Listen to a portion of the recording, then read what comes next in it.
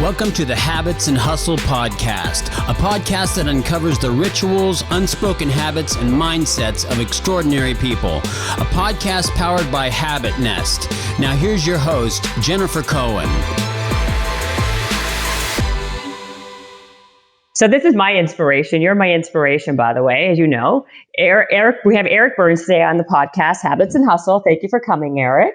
Thank you for having me, Jen. It's just so seamless to get onto this thing and this whole setup. It is very it is very professional, though. Listen, we don't like to do like second rate around here. Normally, no. This is how we would normally have it, right? With the treadmills facing each other. This is what I'm talking about. So I was on the treadmill thinking I'm going on your podcast, and I'm like, Jen, this is perfect. Yeah, no problem. I'll see you there. And apparently, here we go. I know. Well, I told you. Can't do the phone. I gotta have a headset. I gotta have a laptop. Have to have a Chrome browser as well.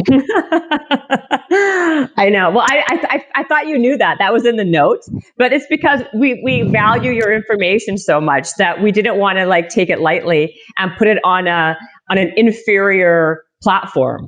So that's why we're using this platform.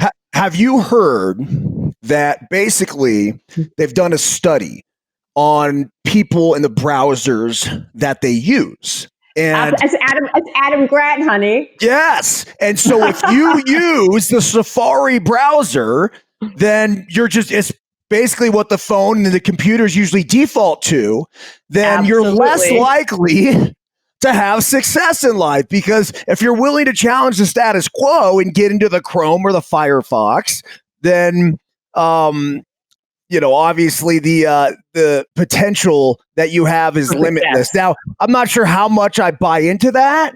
I will say I use a Chrome on this, and I typically would do Safari on my laptop, but my life, and I don't know how your life is, apparently a little different, but everything in my life is on the phone. Everything is mobile. And it is from my calculations and research, 80% of the people basically do everything mobile.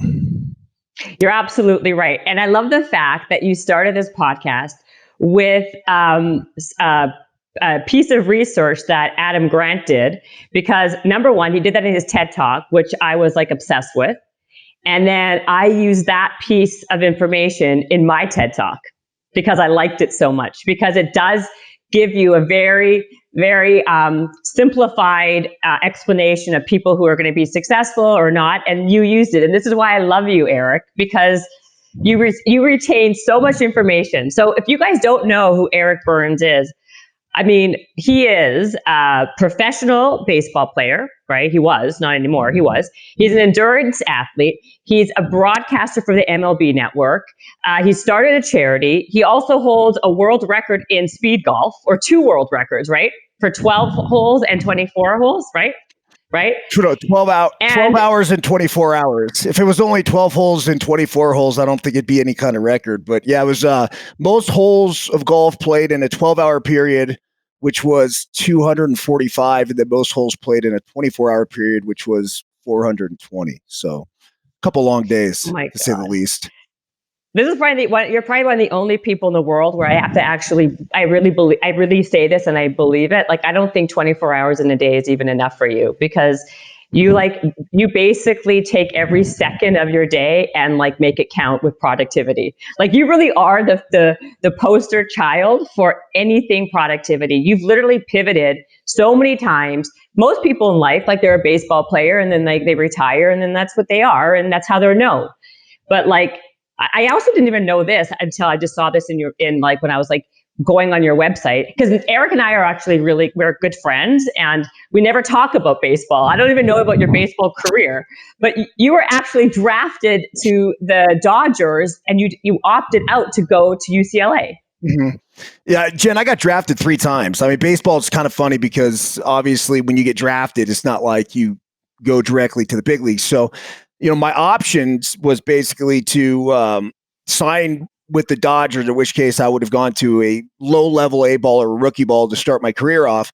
And then option B, actually, it was Great Falls, Montana, is where I would have gone. And then option B was to go to UCLA, and it really wasn't much of a decision process for me. It was kind of a no-brainer. I've always valued education, even more than education, I think. And I feel like I realized it back then too, was the experience that college was going to give me for the rest of my life. And ironically, this is, I guess, total fast forward here, but you talk about productivity and how we live our lives. It was at UCLA in which we created, that's my roommates and I created a list. And we had a big whiteboard and we called it the F It list. And each day we would have our little slots and we would chart everything that we would do that day. And basically what it was a pissing contest for 4 dudes with way too much testosterone. But we had a blast doing it. And so it was like wake up, cold shower, Yoxo weight training, art history class, 100 swings before practice, 100 extra throws, practice, 100 swings after practice, watch video, boom, study group, Maloney's pint night, like whatever, all the way until the very end. And so we would list all these things. And, after I got done playing baseball, I played, all 4 years at UCLA, and signed with the A's and made my way up from the minor leagues to the big leagues. It's 5 different levels, like I talked about, but got to the big leagues and played 11 seasons there. And then when I got done, I felt like I had, all these great accumulated experiences, that I wanted to document. And so over the course of, let's just say like the next 7 years, I spent a lot of time writing, and writing was always my passion, especially in college. I was a history major, so a lot of writing, so it was a good thing. I liked it. But I had all these things, right? And all these experiences. And essentially what I did is I figured, I'm like, man, they're all really cool stories, but what sort of value am I going to give you or anybody else if you decide that I'm going to pick up and read this thing? And so it ended up becoming what became known as the F It list, life lessons from a human crash test dummy, which was my nickname when I played baseball. And it was just kind of funny how the whole thing came full circle from, figuring out really kind of how to be productive in college and how to regiment my days, and then having that carry on through my entire baseball career, and then being able to acquire the wisdom, say through those experiences, to later even add, this is well after I wrote it, right? To be able to draw out those life lessons. And it's just, I don't know, it's obviously something that, I'm really proud of, not more so than anything. It's obviously it was an opportunity to share some really cool, fun stories, but there's value in it, right? And there's something that, and it's funny because one of my friends read the book just recently, and his name's Ryan Tollner, and he was our quarterback at St. Francis. He's probably, if not the number one football NFL agent right now at this point. He is definitely one of them. Jared Goff is one of his clients, amongst many other people. But Ryan's like, hey, man, he's like, I just got to tell you, he's like, I don't know if I really like the book and was laughing out loud because I know you and I knew half of the stories, or if I really liked it because you were giving me something each chapter. And it's not anything that's like groundbreaking, right? It's not something that we haven't heard before. And this goes back to all the modern day self-help people. Like, you guys are acting like this shit's new. This shit is not new. This shit goes back thousands of years. I mean, we go back to the Stoics, and Epictetus, and Marcus Aurelius, Seneca.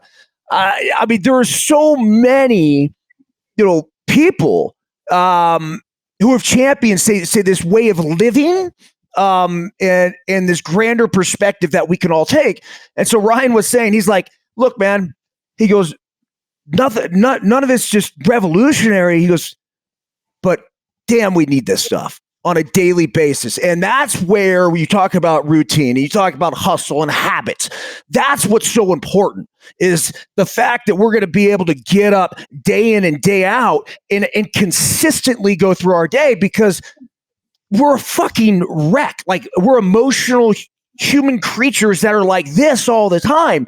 And so no matter what, we're always going to be that way. And the only way to stabilize that is through routine. I mean, but you're like an exceptional force. I mean, you do things. I mean, like, for example, like, I don't think I've ever spoken to you with you not like running like a marathon daily, right? Like, you're doing something now that you're running during quarantine, 20 miles a day, right?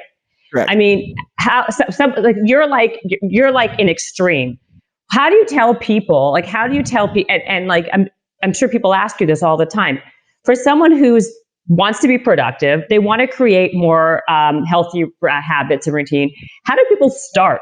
Like, how do they like start doing it? I know like, you even started with your kids, like, you're doing a kids daily hustle, right? Which I think is brilliant. And I'm actually going to start that with my kids. Like, people are not going to start running 20 miles, but were you always just like this, or did you have to like build up to it? Did you have someone that kind of mentored you? But that's a process, right? You build up to something like that. So of course, as far as everybody else, my message, whether it's through the Daily Hustle, which is basically an extension of the F It List, which is a blog that I do each morning and a podcast 5 days a week. My message is not to go do some of the crazy and extreme shit that I do, unless you want to build up to it. Then we can discuss it and we can become training partners. But the idea and concept is to just do something. And the problem is, it's the start that stops us. And so everybody has every excuse in the book why they're not doing this and why they're not doing that. And we just fail to get going. But if we can establish a routine, establish, common core things that no matter what we do on a daily basis. I'll give you an example for me. So I wake up in the morning, whatever time it is. I mean, it could be anywhere from 4 to 7 o'clock in the morning. And, a lot of times I'll just, especially now during the quarantine, and I'm not traveling across the country for work or anything. It's just, it's real easy. And I just kind of listen to my body. And when I'm ready to get up, I get up. But as soon as I get up, it's just like, big thing of water by my bed, chug that down, go and brush my teeth, take my bulldog Tuve, put him on my shoulder. I walk down, I let him outside. The coffee pot is already set the night before. Boom. So I hit that. I take my butter, I melt it, put it in the coffee. I melt it in the microwave. So I have a hot cup, melted butter. By the time that's done, the dog comes in, I feed it some cheese. I pour my coffee. I'm ready to go. Now I got my bulletproof coffee, which is the fuel for the day. You want to put fat in your body if you're going to be going all day, because it teaches our body. First thing we put in our body, if it's carbohydrates, it's going to want carbohydrates through the course of the whole day. If it's fat, your body's going to continue to burn off fat. So quick little, nutrition lesson is basically our body has the ability to run off of carbohydrates for 2 hours. Our body has the ability to run off of fat for 2 days. So think about that when you're putting shit in your body, because, ultimately, if you're shoving it with sugar and carbohydrates, you're gonna run out of your fuel source. Now, right. Once you're going and cruising, and then you're in the middle of the workout or the middle of your day, if you want to have sugar, if you want to have carbohydrates, great. That's fine. We're rolling. But when you kick that off, you're teaching your body. It's the whole concept and idea of the intermittent fasting, right? I think that's how you say it. Do you do that? Are you doing intermittent? No. I just look. I eat a gigantic dinner. I'll drink at least a couple glasses of wine every night. Maybe have 2 tequilas, and go to bed and wake up. You do? Every night. Every night. If you look at, there's blue zone regions of the world. A fantastic book I just recently read, and they talk about the centenarians, the people that live to be 100 years old. And blue zones are areas of the world where there's an unusual percentage of centenarians living in that area. I mean, they talked about some of the common themes, be it diet, be it, say mentality towards life, and also, little things, like I said, drinking alcohol or whatever else. There's a pretty common, whether it's Sardinia, I believe is an island off of northern Italy, 2 glasses of wine every single night. There was one, I believe, in Costa Rica, same sort of thing. They love their liquor, they love their cocktails, and more if you could do it within moderation, and if you think about that nice light mental buzz that you have that alleviates the stress, anxiety. I mean, that's what ultimately kills us. Now, the other thing, and the reason the blue zone regions of the world, are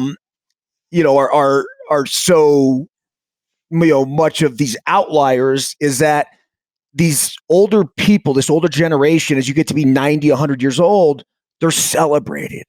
Where we here, for the most part, in the United States of America, we want to shove them in a home and go away and go die in peace, get out of here. Where everywhere else, it's like, nah, like these people are heroes.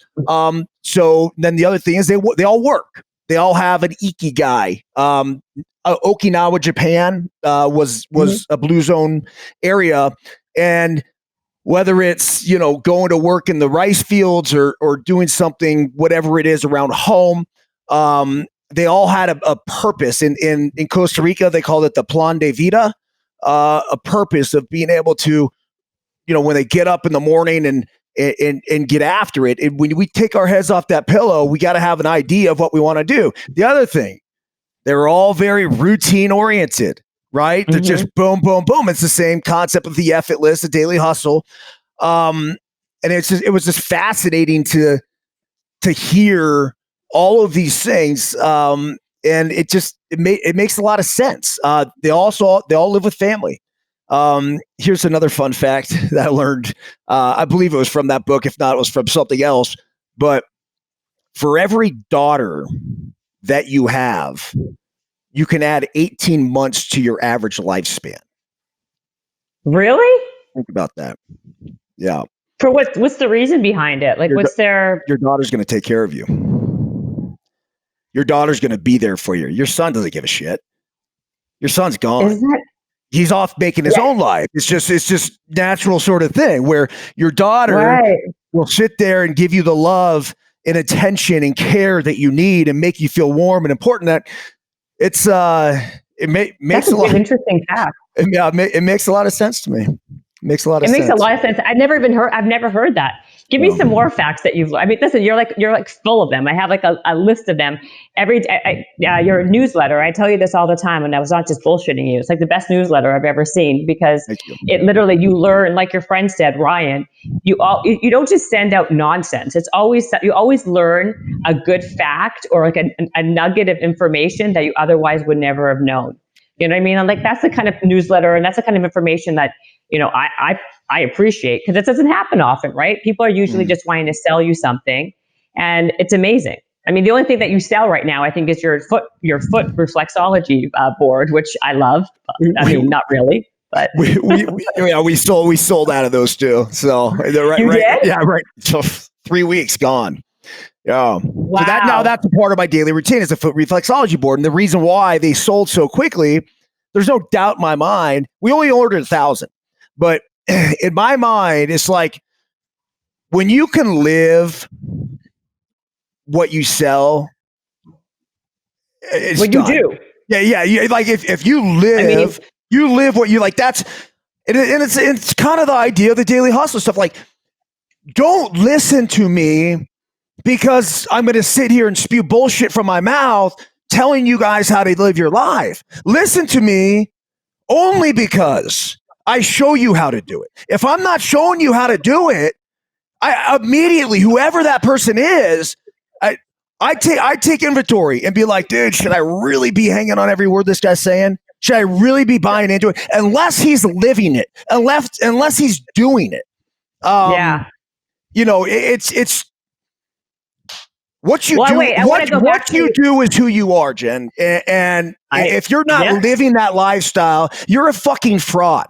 And it's not, I'm not trying to, look, I'm not throwing daggers at anybody. If anything, if they're in the self-help motivational world, great. I would rather just inspire whoever that is that has a nice broad audience that relays and conveys a very nice message. I'd rather, now it's like, all right, time for that person to take their own inventory of their own lives and figure out if they're authentically living it. Because if they're not, their words ring hollow to me. Right. I mean, so let's go back to your daily routine because it's like fascinating to me. Okay, you wake up, you have your fat in your coffee. By the way, how long have you been doing that? Is it because you started to do that while you became an endurance athlete, or is it just because when did you start and you see a difference really in everything? I learned about it with the whole endurance thing because all I knew is I'd get up in the morning and it was sugar and carbohydrates. So however it was, and even if I was drinking coffee, it was usually a latte, maybe it had sweetener in there and whatever else. And I noticed like I'd get an hour into my workouts and I would feel like I'm crashing. And I'm like, that's weird. And then I would go out and I actually read something. This is when I first got into triathlon and I was training for, I believe it was my first Ironman. It might be my first ultra marathon. But basically it was like, hey, look, it was like this week, it was like do 3 30-minute pre-breakfast runs. And their concept was like the whole thing of the intermittent fasting, right? It's like teach your body that you don't have anything in you. And it's like, instead of relying on a carbohydrate source or sugar, I want to rely on fat for fuel. Because when I go do an Ironman and I'm out there for 10 hours, then basically what happens at some point, I'm going to have to rely on burning that fat. And so that's when I bought into the bulletproof coffee and started doing some research on it and figured out that was a thing. And this is a while ago, right? I mean, it's become a fad, but this is, this is 7-8 years ago. So, I feel like it's come up and it's come down. There are people who still really believe in it, and then there's been a lot of research saying it doesn't really do anything. But I do like the fact. I mean, that's the thing, right? But save the research. Listen to your body. How does your body feel? And I don't care if it's just placebo effect, whatever. Our whole goal in life should be to have consistent energy. To have that energy last from the time we get up in the morning to the time we go to bed at night. The peaks and the valleys we want to eliminate. And so how do we best put ourselves in a position to achieve that? So, can I ask you a question? You said 2 hours for carbohydrates, that you have a 2-hour span. Fat, you have a 2-day span. What's protein? If you have just eggs with like veggies or something, what's a protein? How long do you have? Mainly fat. That's a fat. Yeah. So that would be more on the fat side, although it's not like a stick of butter. And you use grass fed and all the other stuff, right? Like you do the real. Of course. Yeah. And that was another big. Give me other stuff that you do. Well, that was another big thing within the Blue Zones area. So everyone ate. It wasn't necessarily. They were plant-based diets. They're heavy plant-based diets. Most of the regions did eat meat. Pork was actually the number one meat that people ate in those regions. I don't know if it was coincidence or what, but they ate more pork than anything else. As far as my routine and what I try to do is, of course, focus on organic, local. It's the processed foods, right? The ones that can. If your foods can preserve for a year, you shouldn't be eating it. So like the best way to look at it is like, let's find an expiration date like quickly here. That was a real big thing in the Blue Zone regions. It's like they all ate locally, all of them, and a lot of them farmed their own foods and whatnot. So it just eliminates all the chemicals that are used to preserve the food. So, yeah, that's okay. That's besides the food. Like tell us the other, because you do so many extraordinary things during the day. So you have the butter in your coffee. You have that. Give me a couple others. Okay, the foot thing. The foot reflexology. So a lot of times what I'll do. Okay, so the foot reflexology is it stimulates the blood flow in the body. And if you think about, and people ask me all the time, like, dude, how do you run 20 miles a day? Now, when I did the Try Across America for the Let Them Play Foundation, I was doing 30 to 40 miles a day. I was biking 100 to 150 a day. And what I learned from that is that the only way that we're able to get up and go the next day is by getting the blood circulating. And so each day I would start, it was very difficult. And that's the reason why you don't see people run 30, 40 miles a day and they get up and do it again, because what happens is the blood flows down to the legs, muscles, tendons, ligaments, and inflammation happens. And it's natural. It's part of the healing process. But naturally as well is us going, fuck, man, this hurts. I'm sore. I don't want to move. So we become sedentary. We don't move. And the inflammation continues to set in. It takes a while to get out of there. No bueno. So if we can get up and move, it's almost like the same concept as PRP, which is when they take your blood, they re-inject it, circulate it around, it gives you fresh blood. And that's what we're doing on a daily basis. So the foot reflexology stimulates that immediately in the morning. I do it I've gotten in a routine right now is that I'm doing it for 12 minutes. You know how badly it hurts. I try to encourage people to get to about 7, but your feet get used to it over time. And I will do it while I listen to my Calm meditation app. And so so you're like basically like multitasking, of course you would. Wait, so is it similar to grounding when you put your feet into the earth, or is it a different idea? Like I thought you were big into grounding too, right? Mm-hmm. Like, so is it different? Yeah, at least once a day. Well, yes, it is different. In New York City, when I'm there, it's tough to get the grounding in, at times. I've stopped a couple times mid-run on the West Side Highway because I see a plot of grass and I'll take my shoes off and put my feet into the grass. Now, the concept and idea of grounding is that our bodies are electrically charged. And so the same way where you have 2 positive charge on a prong and you stick them into, the electrical outlet, the third outlet is the grounding, right? And so that keeps it from total combustion.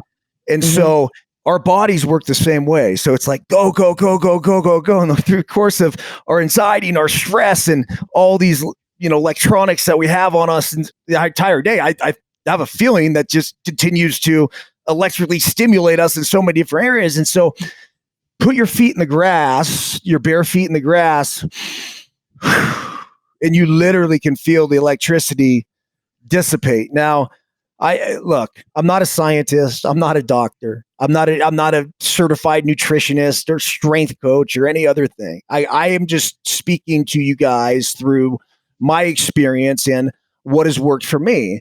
And I noticed, especially when I was doing radio and I first kind of read about this grounding thing and then started doing it every day, is that I come home at like midnight after doing post-game Warriors or San Francisco Giants or whatever it was at KMBR 680. And it was just like I had a million things going on, right? I was going back and forth between the MLB network. I'm working this late night radio. Tara, my wife, was pregnant. We already had a kid on the way. It was just this mass chaos in my life. My dad passed away suddenly. It's just this kind of weird time. And I remember that was it when I started the grounding, and I just felt like, and it really had an effect on me. So essentially, I'd say just about every day since then, I've gone back to it. And it's just a huge stress reliever for me. If you think about the best way to envision what it is and what it feels like, and to try to relate and to see if you can go take yourself back to that time. But when we were kids and we were playing in the grass and we were running around and we were barefoot. Think about like that. It's almost like you just smell it and feel it, right? And that like super special time. And it's not coincidence. It was actually really working. And, we as adults, we get away from these things. So that's definitely a daily routine that I'll do. And it doesn't, it could be the grass. You could stick it to the mud. I have rocks here with a stream in my backyard that I'll go ahead and put my feet in there as well. Whatever can provide that feeling, I'd say go for it. So it's not just grass then. You could do it in mud. You could do it in sand. Is it the same? Do you get the same benefit though by doing it in all those other places? See how it feels for you, right? Okay. It's the same thing with food. It's like I could tell you what to eat. Look, and this comes to food allergies and everything else. The best thing that whenever we're talking about anything health-wise, how do you feel after you eat? How do you feel after you have a big steak? How do you feel after you have sushi? How do you feel, after you have a big thing of pasta? How do you feel, after you eat tacos? I don't know. I just think about whatever it is that after you have a big sandwich. How do you feel with, if you have massive carbohydrates or, you just eat meat and fats? How do you feel after is it vegetables and fruit? It's the same thing with the grounding. Is how do you feel when you put them in the sand? How do you feel when you put them in the ocean? How do you feel when you put them into a creek? How do you feel when you put them on a rock? Whatever it is, whatever makes you feel good, that's the stuff we need to be focusing on. And the best way to put it too, we all feel good. Like, there's certain things that could be really good for us, and it's fleeting. Right. That's not the sustained high that I'm talking about. I'm talking about the thing that gives us energy for the rest of the day. That's what we need to focus on. That's the most important thing. And that's what I try to think about, when it comes to nutrition or anything else really that I do with my life. How do you but where does it come from? Like, what is it inside of you that pushes so hard to do all of this? Like, do you ever just want to just chill? And do you ever watch Netflix? Do you ever just relax? What is it about? What is it? Why are you like this, but kind of why are you like this to this level, right? It's not just routine. It's the drive to constantly challenge to everything you do. It's to the extreme. It's not I'm just going to go for a jog today, or I'm just going to do, I'm just going to drink a cup of coffee. Everything is over the top. Why? Is there a reason in there, or is it just because you just like it? Well, my boy Kowalski says anything worth doing is worth overdoing. Moderation's for pussies. Now, my boy Kowalski's a little twisted, so I wouldn't go as far to say. Who's Kowalski, by the way? Just a friend of yours? Just a random guy? Okay. It's my boy. It's my brother from another mother. He's just one of the few guys that is into all the stuff that I'm into, and when you start talking about the ultra endurance world, you get a bunch of unique characters, and so when you can find one that becomes your dude, training partner, guy, girl, whatever, it doesn't matter. It's pretty cool. So Kowalski was with me on the Tri Across America, just about the entire way. Yeah, he's my wingman. He was the guy when I broke the world record for the 24 hours of golf. He was by my side. I ran 106 miles while playing the 420 holes.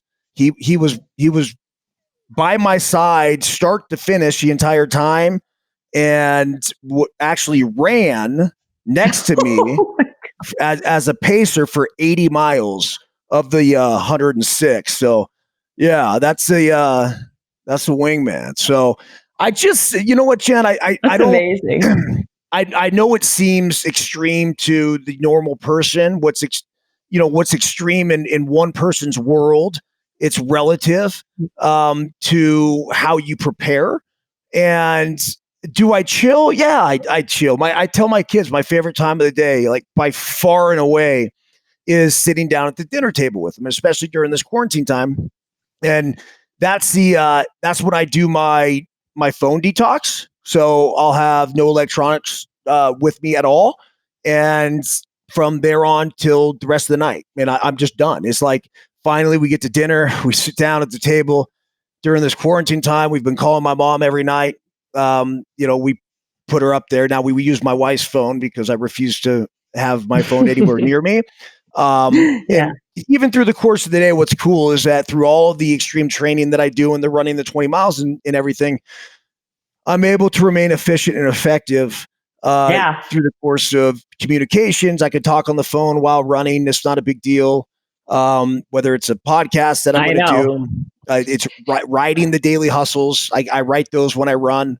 You do? Yeah. How? You're right. How do you write? Right? Yeah. Are you serious? That's serious. It's crazy, but it's I've learned how to do it. It's not a problem. I have all these great thoughts because what happens is exercise stimulates the mind. And so that's why I do it on these, because I think that's very important for focus and for cognitive ability. I agree with almost everything you say, by the way. That's why I love you. It's just that it seems like so extra to be like, I ran 5 miles today and I was very proud of myself. And I'm like, oh my God, I have Eric coming on who just ran 5 miles is not even like a warm up for you. So what did you and I do when I was in LA a couple years ago? I know. So the first time I think I ever met you, no, maybe the second time, I don't remember. You're like, hey, let's go for a run. And I ran 13 miles? Like, no big deal. That was pretty impressive. You hadn't been running either. No, at all. I wasn't. I know. Yeah. So here's one of the things. We're capable of so much more than we believe we are. It's just we put limits on ourselves as to what we're able to accomplish. And it's amazing to me how we become fixated on these distances that are preordained by the society that we live in, be it the mile, the 5K, the 10K, the half marathon or the marathon. And it's funny because I had a buddy of mine recently. I was in Arizona and I'm 44 years old, and on my 44th birthday, I ended up, I've done this ever since 40 is I run 44 miles. I ran 44 miles on my 44th birthday. And so I had a buddy of mine and I was down there actually coaching my kids' baseball team too. And one of my buddies had not run more than 5 miles in 10 years. Way back when he ran a half marathon, and he was in his young 20s. The guy's about my age.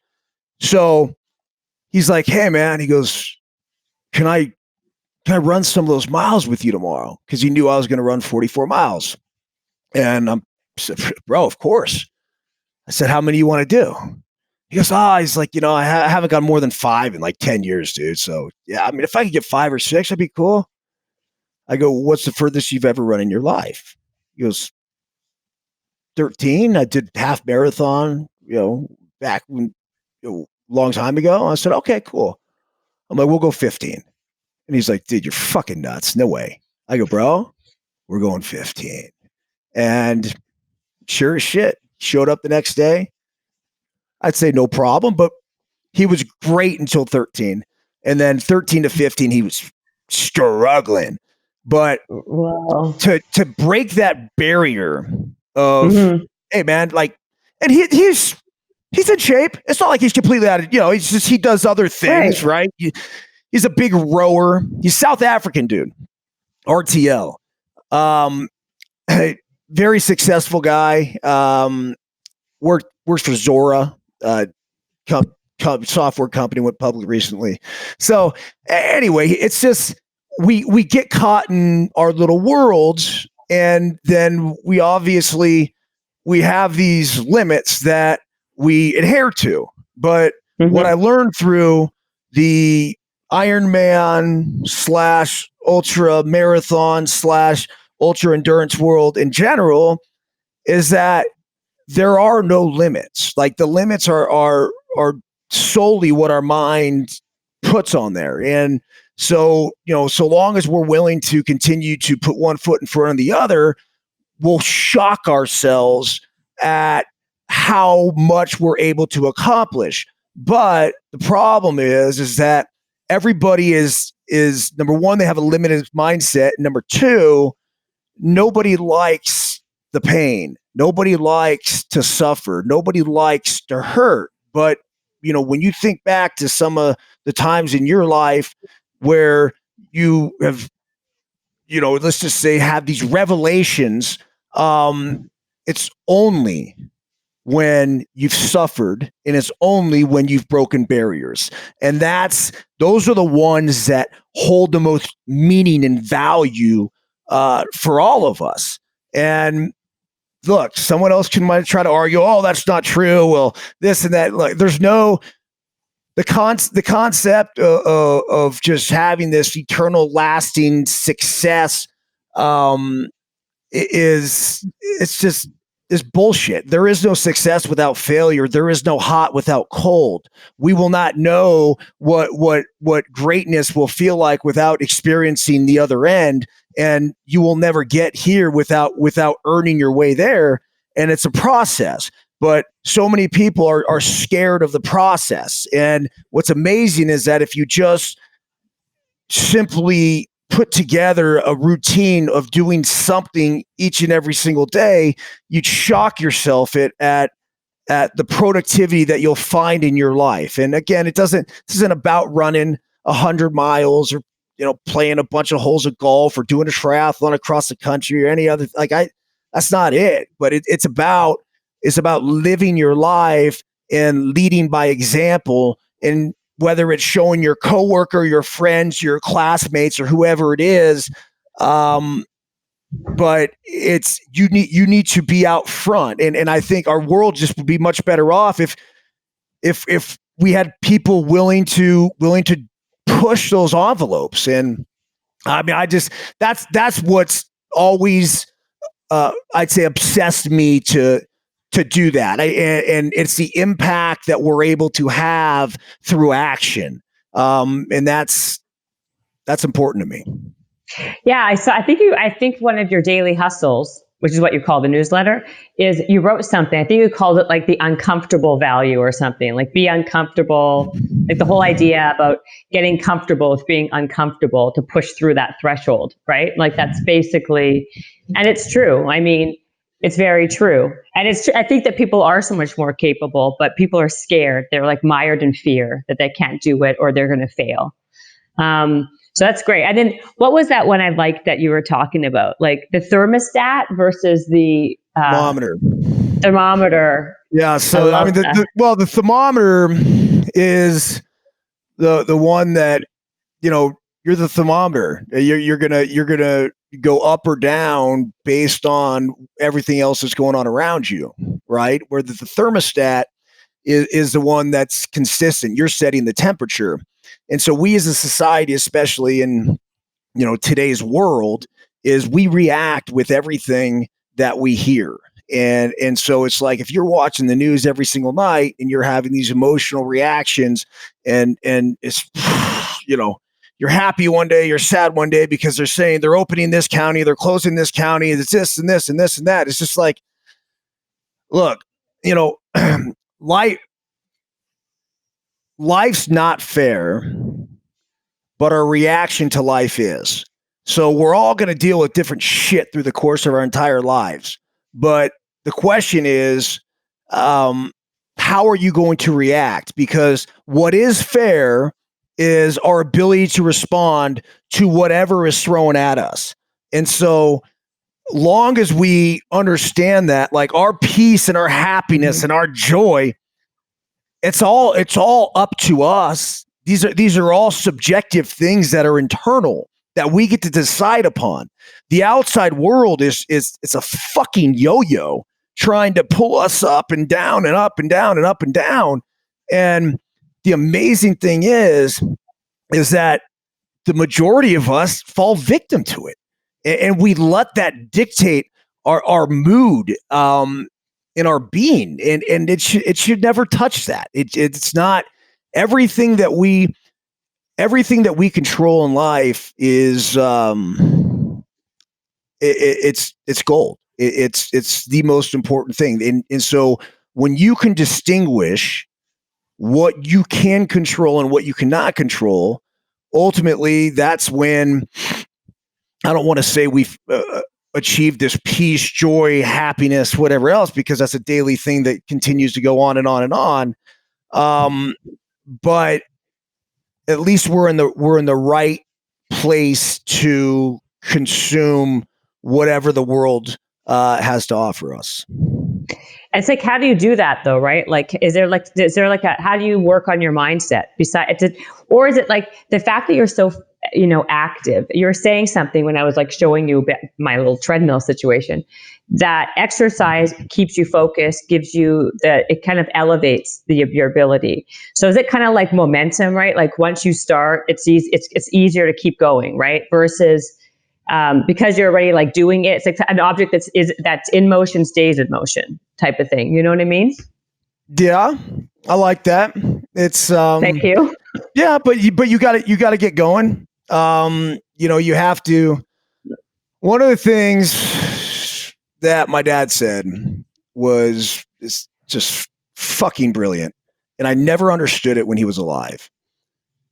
He would say, "Don't take your feelings too personally." And I'm like, what are you talking about? Like, my feelings are my feelings. My feelings are everything. Like when I played baseball, I was an emotional player, and I reacted to my feelings all the time. And, I felt that's what drove me and got me to the big leagues and kept me in the big leagues for 11 seasons. And golly, if I would have been able to apply that to my baseball career, I would have been so much of a better player. And it like not even close, because my issue was that I would emotionally react to my feelings.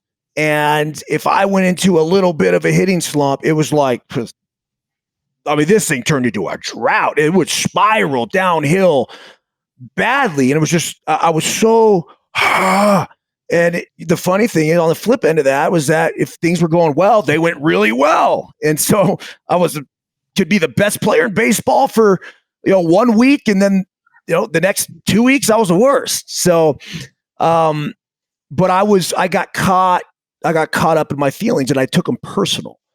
When we were able to step back and take almost like a third party observation of what's going on, you have to understand, like, things, especially when it comes to other people, almost everything is not personal. And even if it is for whatever reason, it's like they have underlying issues that they're dealing with that they're just taking out on you. And so when you're able to really understand that, it's a liberation in life that, man, I couldn't even tell you. So it's tough to understand. I still have people constantly ask me, like, explain to me the don't take your feelings too personal. And I'm like, it's almost like you got to live it. It's almost like you have to really kind of go through it to understand and go through what I went through in a baseball career. Go through the endurance endeavors that I've gone through. And when you're hurting and you're emotionally crushed and you have fucking, 30 miles to go in a 100-mile race, and you're just like, I don't even feel like I could take one foot and put in front of the other. How am I going to continue to do this? And then you start, again, you're taking your feelings personally. You're like, dude, just step out of it and go. And, I think I've learned through those experiences what that actually means. What would you have done if baseball didn't work out for you? What would be your other career or profession? I kind of like, Well, I mean, it's interesting because when I was a kid, I wanted to play professional sports and I wanted to talk about professional sports. So, Right. my passion was broadcasting. My passion was debating. I loved a good, I won't say argument, but just a good debate. And it was fun because I like playing both sides. And I grew up listening to talk radio in San Francisco Bay Area, KNBR 680. And that's why when I first got done playing baseball, even when I still play baseball, I was really heavy into the media because that's what I wanted to do. Now, what I actually would have done, I don't know. My parents were both in real estate. My mom still is in real estate. I definitely think good chance I would have, taken more of an active role in that. But, it's funny because I just recently wrote a daily hustle on this. And it's like, I'll get questions all the time, especially when I do a podcast like this. And people don't really know who I am. And so it's like, okay, this baseball guy, endurance sports athlete, he's a broadcaster. Like, how do you identify yourself? And the answer to that is you are and I am what I do.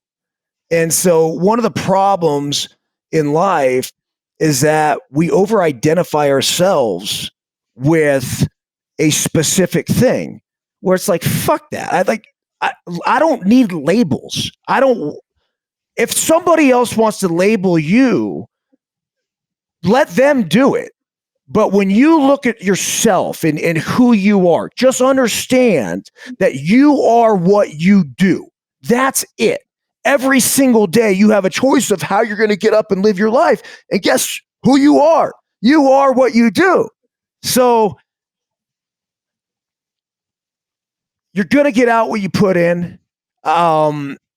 You want to be a baseball player, play baseball. You want to be a broadcaster, broadcast. You want to be a real estate agent, study the market.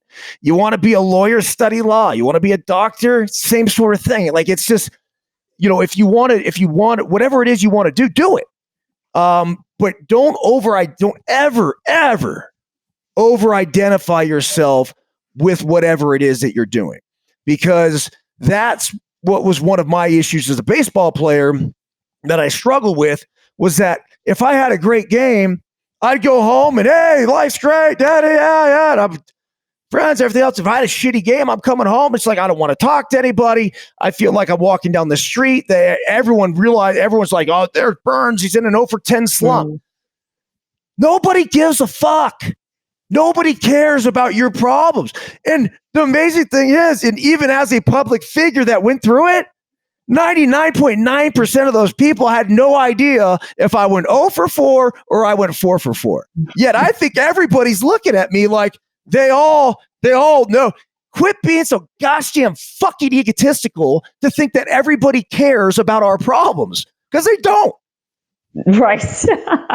I agree with that. I know I got to wrap it up with you. So I want to ask you something, because you're an avid reader and very knowledgeable, and you retain everything, which I can't believe. But what are you reading right now? And what's your favorite book of all time? Favorite book of all time. The all-time thing, it's a really tough question. I've read a lot of Ralph Waldo Emerson that I really like. Self-Reliance is just, an iconic essay. So there's a collection of his writings that, if you want to kind of get to the root of it, I would classify him as he's by far and away our greatest modern day philosopher. John Wooden's actually a close second. I thought you'd say that too. Yeah. I mean, I went to UCLA. I had an opportunity to meet John Wooden. Had breakfast with him. He handed me a card at the end of breakfast that I think it was kind of a standard card that he would hand out, so he wouldn't have to, sign all these things. And on the card was an owl, and it said, "The wise old owl sat in the oak. The more he heard, the less he spoke. The less he spoke, the more he heard. Now isn't that a wise old bird?" And John Wooden. This was like, oh, man. Wow. Yeah, it's heavy. So right now I'm reading a very interesting one. I just finished Linchpins. Seth Godin, I think is how you say his name. Oh, And, Seth Godin. Yeah. You liked it?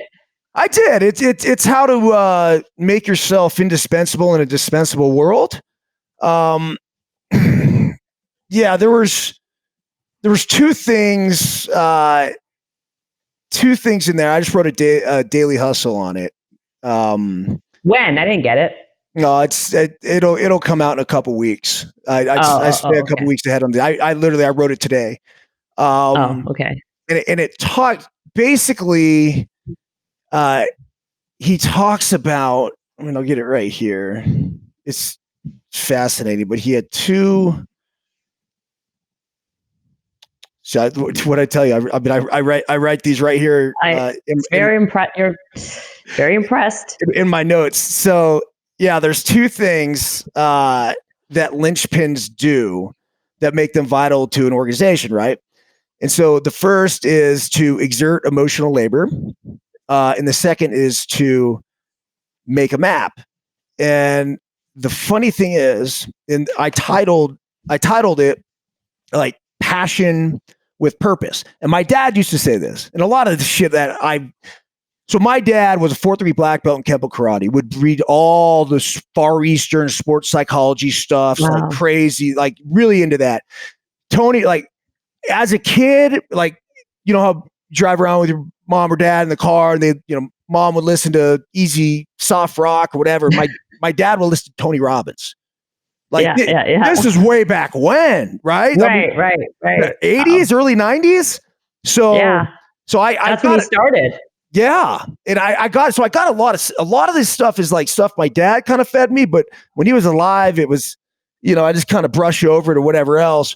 But one of the things he used to say, passion and purpose, passion, purpose, passion, purpose. And I realized that in this book, it's like exert emotional labor, right? So what is that?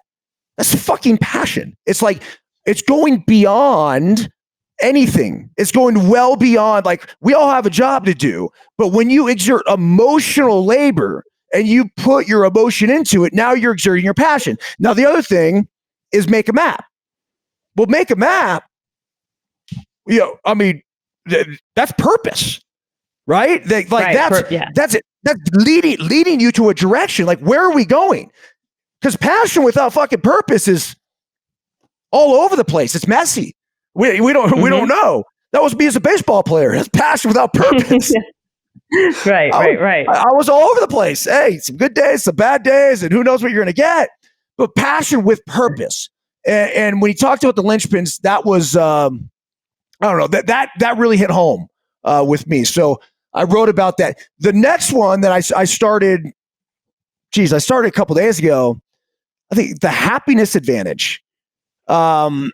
Written by a kid that went to Harvard and kind of made it his mission in life to figure out how happiness affects all of us. And is it something like, are we working to have success and then we'll be happy, or are we happy first? And I think most people in today's world would be able to answer like, look, like, you have to be happy first before, like, if you're chasing happiness, you're fucked. You're not, like, no, happiness first has got to happen first. And then everything else, will follow after that. But the question is, how do you become happy? And, it starts with loving what you do. It starts with getting up. I take this back to the Blue Zones book and your ikigai, your plan de vida, your purpose for life.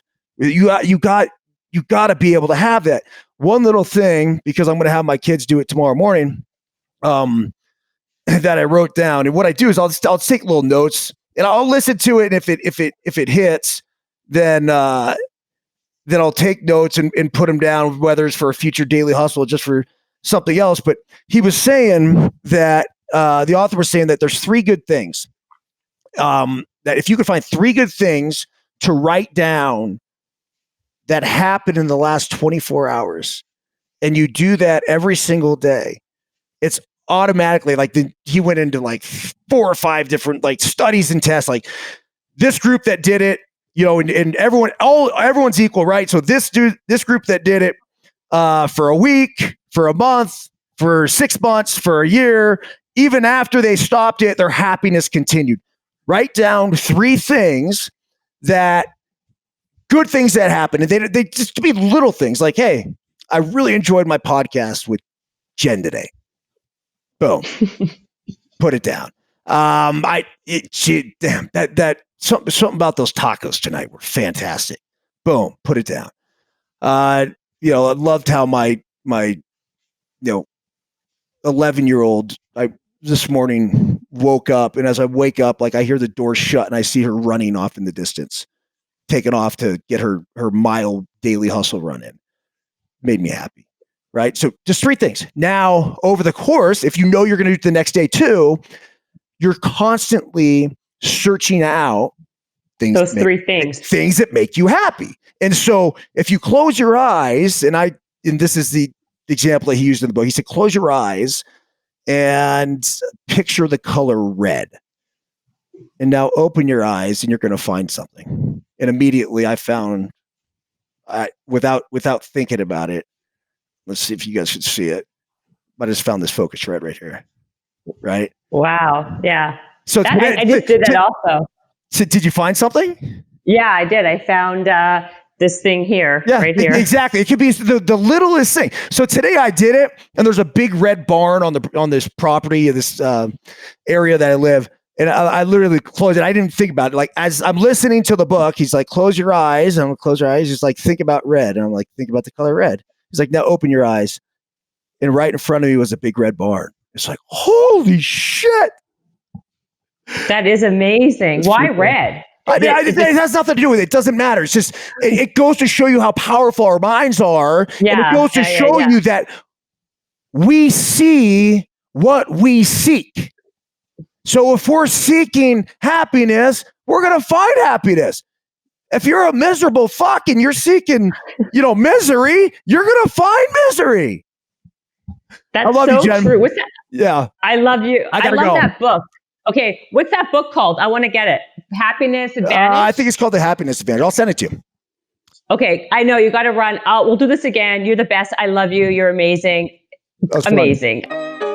Habits and hustle, time to get it rolling. Stay up on the grind, don't stop, keep it going.